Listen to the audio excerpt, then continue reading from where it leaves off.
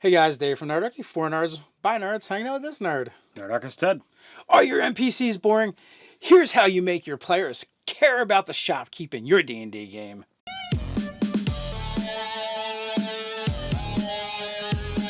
Jump down the description below where you can sign up for Nerdarchy, the newsletter. Get weekly gaming tips, as well as learn how to game with Nerdarchy. All right, Ted, let's make NPCs more than just quest givers on this video. NPCs, so many times, players, characters view them as, well, this is just a backdrop. This is just, something that's out there. It's probably because of the thought bubble if over their head, the little exclamation point or yeah. question mark or, what have you. But in all honesty, if you're trying to make your world, a live, living, breathing thing, the NPCs, they have, hopes, thoughts, dreams, just like the players do. They might not have grand expectations because they're not adventurers willing to risk their life and limb to get the glory, get the gold. But, they might still want to get the girl. They might still want to, have a nice long life and children and what have you. But it's how do you insert that into the interactions? How much do you shove into, oh, well, this is just the barkeep. This is just the stable boy.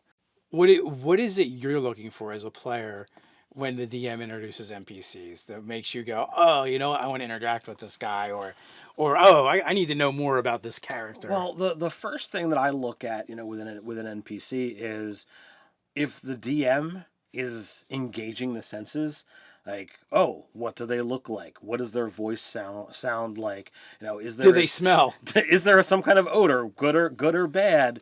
The more my senses are engaged when that NPC is being described to me, it's like, oh, well, that if the DM is taking that much effort into this one, this must be something for me to interact with. If they've got a cool voice or if they've got something going on, okay, well, let's check this out and see what they've got to say. If it's like, okay, you come into the tavern and the barkeep says, oh, what do you have?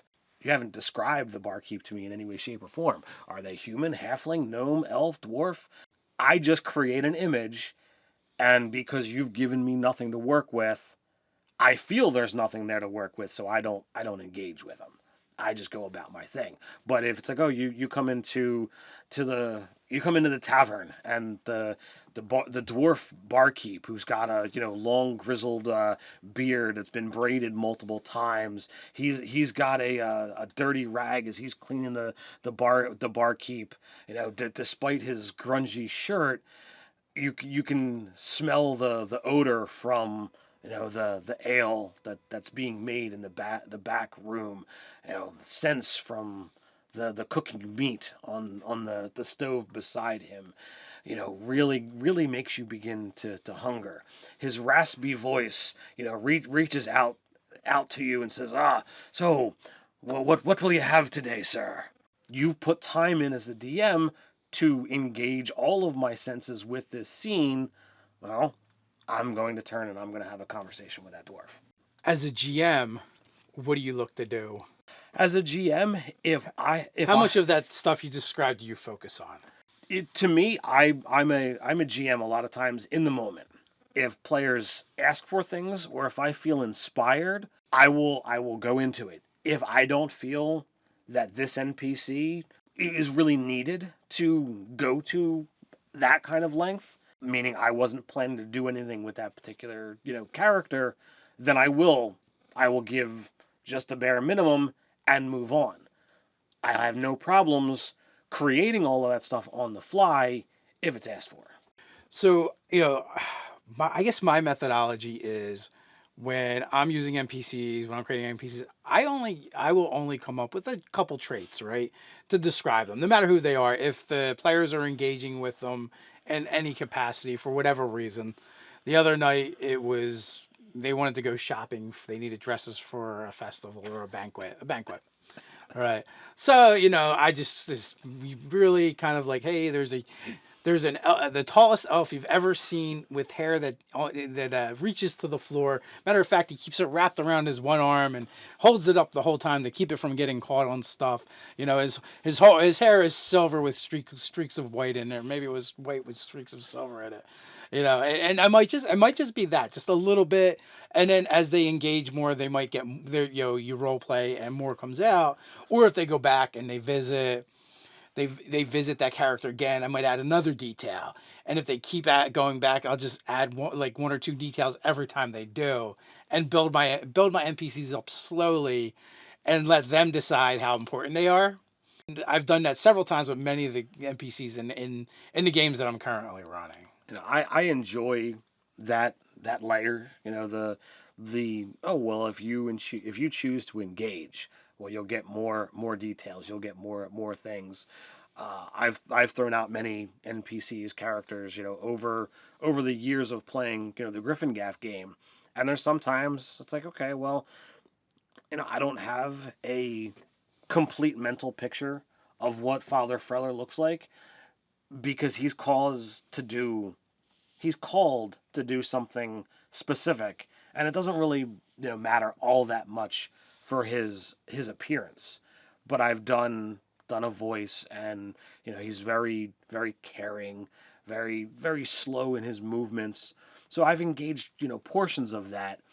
Now, Anna Lassalar, you know, the elf who's had many centuries, you know, has been engaged, you know, many times over the course of the game and become a, you know, a boon companion to your dwarf. You know, those ones are characters that people have sought out numerous times. Where there are other NPCs I've put out there, and it's like, yeah, you know, they didn't bite.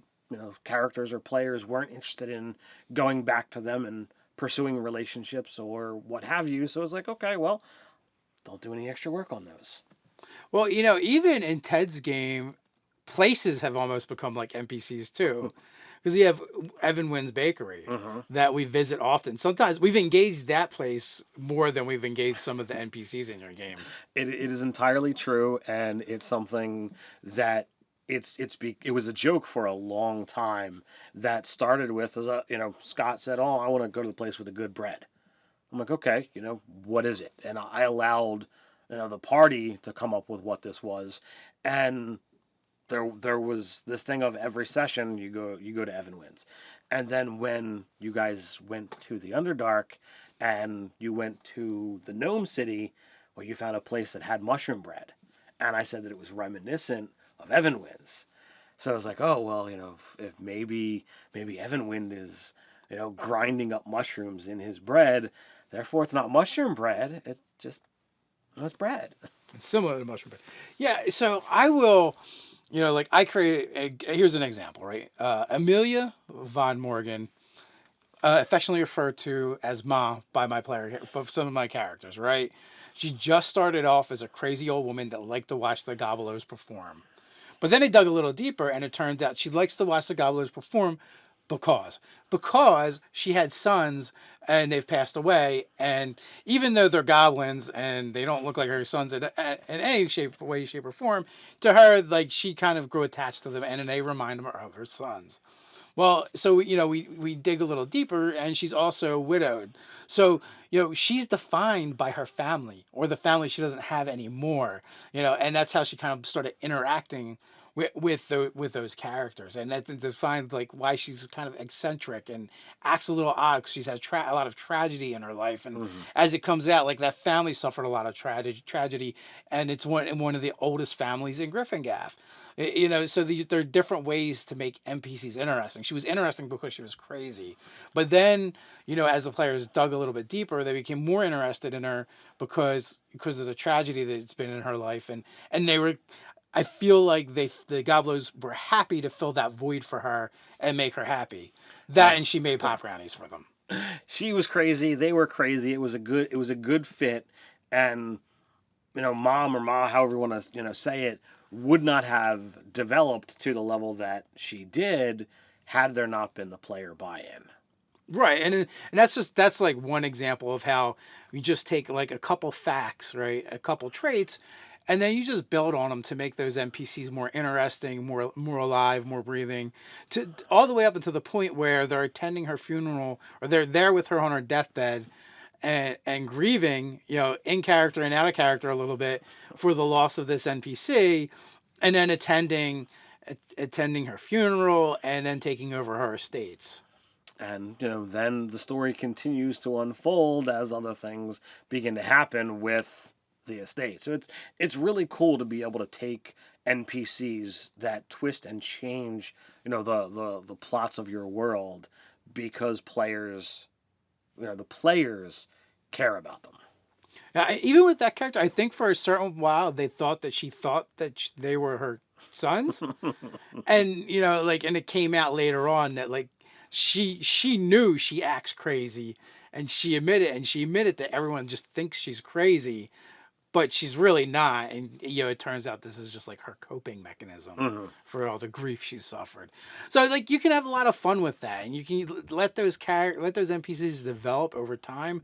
You don't have to do it all at once, and it then in turn helps your player characters develop their characters even more. You can have interesting ticks or features. You can have that tragic or interesting backstory. You can do all of these things to really make your NPCs memorable. As I said, engage the senses. Get the players involved in an NPC that you're interested in making.